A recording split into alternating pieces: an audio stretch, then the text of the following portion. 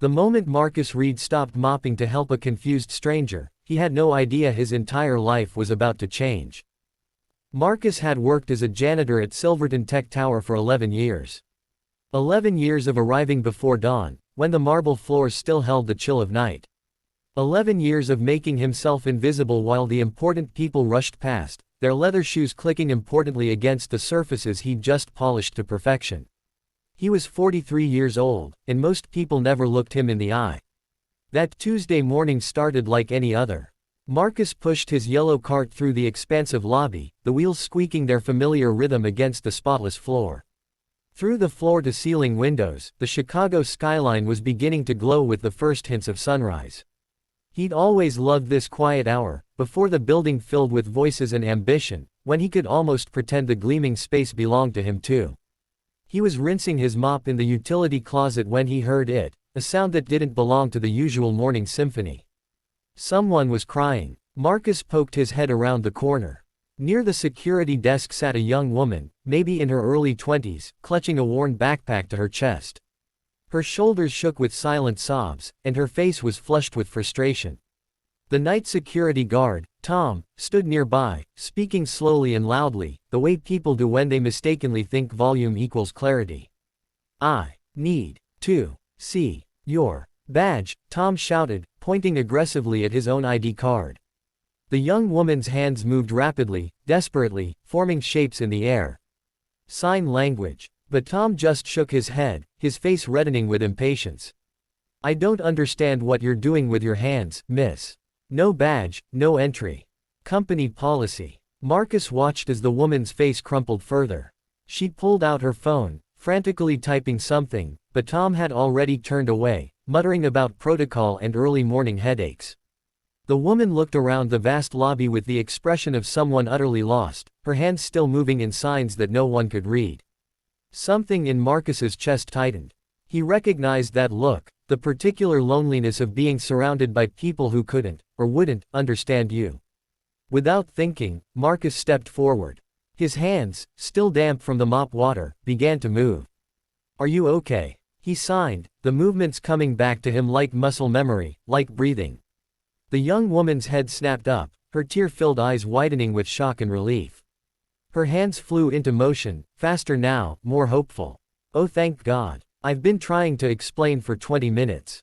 I have an interview. 7th floor. Engineering department. 9 o'clock. But I left my interview confirmation email at home, and he won't let me through."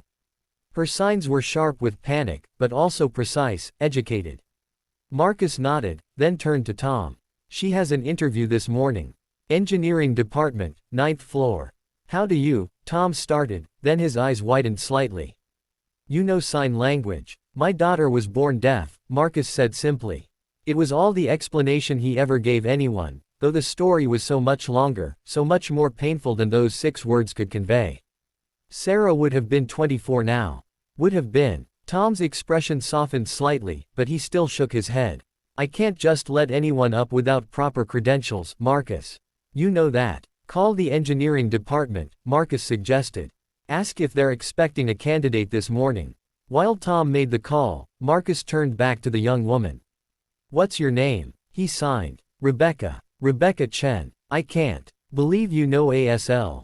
I've been in this building for almost half an hour and you're the first person who—" Her hands stopped moving as her eyes filled with tears again, but this time they were different tears. "It's okay," Marcus signed back. "You're going to be fine. The interview, how did you hear about it?" Rebecca's face brightened slightly. "I didn't hear about it, I saw it. I'm a software engineer. I developed an accessibility app for deaf users. They headhunted me. This interview is supposed to be with someone from their innovation division. But now they probably think I'm not coming, and I look like a mess, and—" "Breathe," Marcus signed with a gentle smile. "You're here. That's what matters." Tom hung up the phone, looking sheepish. "She's on the list. Rebecca Chen, 9A, M, with Margaret Voss. I'm sorry, miss. I should have tried harder to communicate." Rebecca nodded, wiping her eyes, and Tom printed her a visitor's badge. But when she turned toward the elevators, Marcus noticed her hands were trembling. "First big interview," he signed. She nodded, managing a shaky smile. "Is it that obvious? You're going to do great, Marcus told her. You're brilliant enough that they came looking for you. Don't forget that. Thank you, Rebecca signed, the movement filled with more emotion than the simple words usually carried. You have no idea what this means. What you did, most people just walk away. Marcus shrugged, uncomfortable with the gratitude. It's nothing. Go on now. 7th floor. You don't want to be late. He watched her walk to the elevators, her shoulders straighter now, and then he turned back to his cart. The marble floors wouldn't clean themselves, and he had another 6 hours left on his shift. What Marcus didn't see, what he couldn't have seen, was the figure standing on the 8th floor balcony that overlooked the lobby. James Silverton, founder and CEO of Silverton Tech, had been on his way to an early investor meeting when he'd stopped to take a call. From his vantage point, he'd witnessed the entire scene. He'd watched his security guard shout uselessly at a clearly distressed young woman.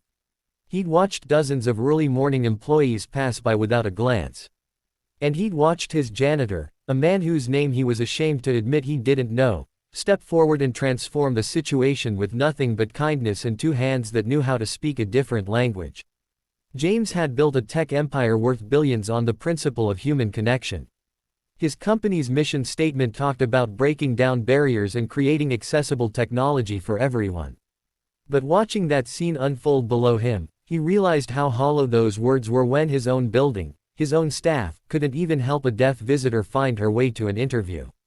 The janitor hadn't hesitated, hadn't made calculations about whether it was his job or worried about falling behind on his own tasks. He'd just helped, simply and completely, as if it were the most natural thing in the world. James pulled out his phone and called Margaret Voss in engineering.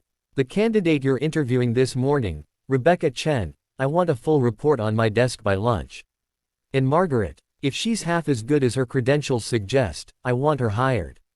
Whatever she's asking, give her 20% more. Then he called down to security.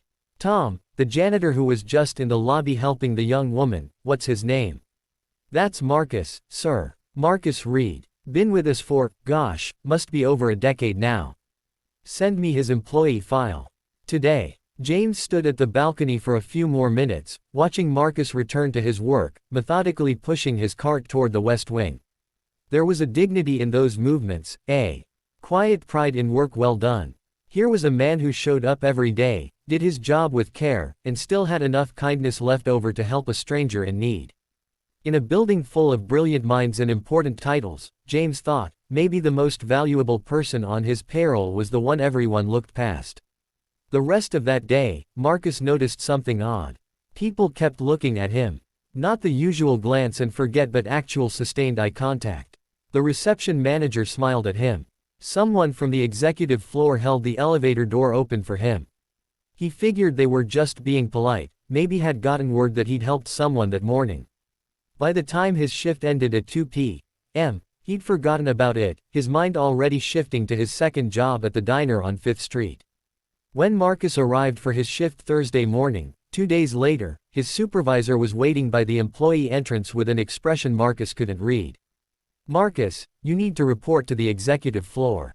Immediately. His stomach dropped. In 11 years, he'd never been called to the executive floor. That's where people went to get fired, usually by someone too important to have fired them themselves. Did I do something wrong? He asked, mentally cataloging his recent work. Had he missed something? Used the wrong cleaning solution somewhere? Just go, his supervisor said, but there was something strange in his expression, not quite a smile, but not anger either. The elevator ride to the 24th floor felt endless. Marcus caught sight of his reflection in the polished doors, his worn blue uniform, his graying hair, his weathered brown hands. He didn't belong in spaces like this. The elevator doors opened onto a reception area that looked like it belonged in a magazine. Chrome and glass and art that probably cost more than Marcus made in a year. The receptionist smiled warmly at him. Mr. Reed, Mr. Silverton is waiting for you in his office. Marcus's mind went blank. James Silverton, the CEO, the billionaire whose face was on the cover of business magazines. The man who owned the building Marcus cleaned but who Marcus had never once seen in person. I think there's been a mistake, Marcus said. No mistake. Right through those doors. The office beyond was enormous, with windows that seemed to frame the entire city. And there, standing by one of those windows, was James Silverton himself, younger than Marcus expected, maybe in his early 50s, wearing jeans and a casual button-down like someone who no longer had anything to prove. "Marcus Reed," James said, turning with a smile and extending his hand. "Thank you for coming. Please, sit." Marcus shook his hand automatically and sat, feeling like he was in some kind of bizarre dream. "I'm going to be direct," James continued, settling into the chair across from him. Not behind his massive desk but right beside Marcus, like they were equals. "I saw what you did Tuesday morning. With Rebecca Chen." "Oh," Marcus said quietly. "I didn't mean to overstep. I know it wasn't really my place."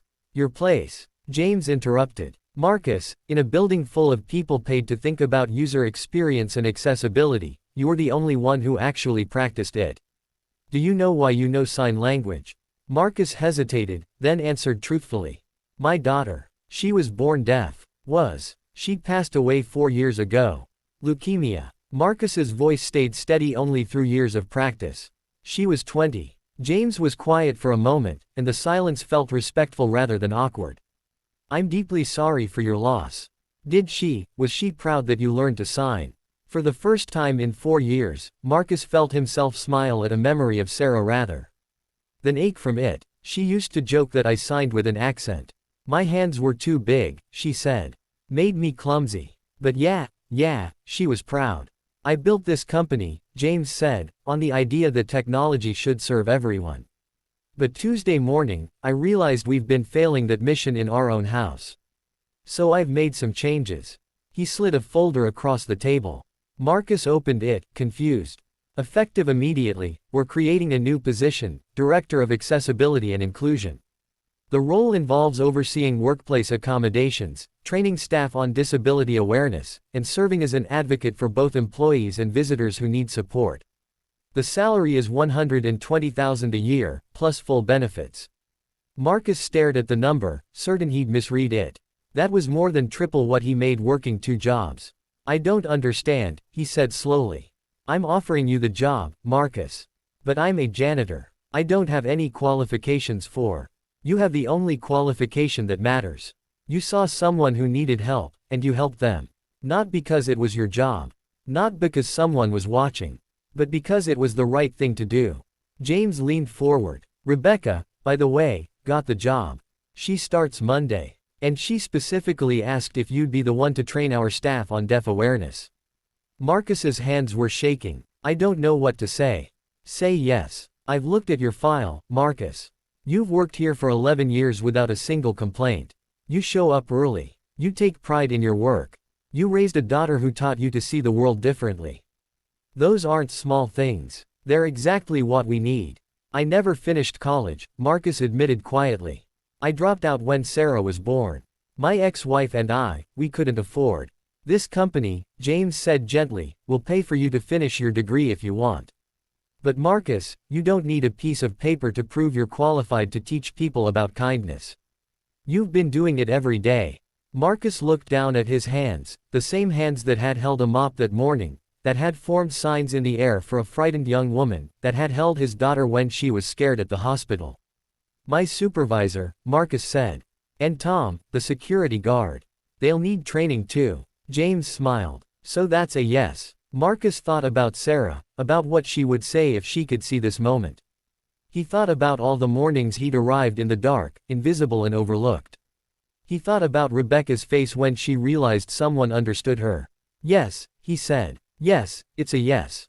3 months later, Marcus stood in the same lobby where his life had changed, but everything was different now. The building had a new protocol for visitors with disabilities.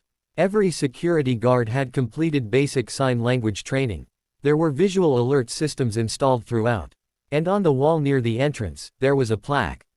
In recognition of Marcus Reed, whose simple act of kindness reminded us that accessibility begins with awareness, and awareness begins with caring enough to see each other. Rebecca came down from the 7th floor, signing hello with a grin.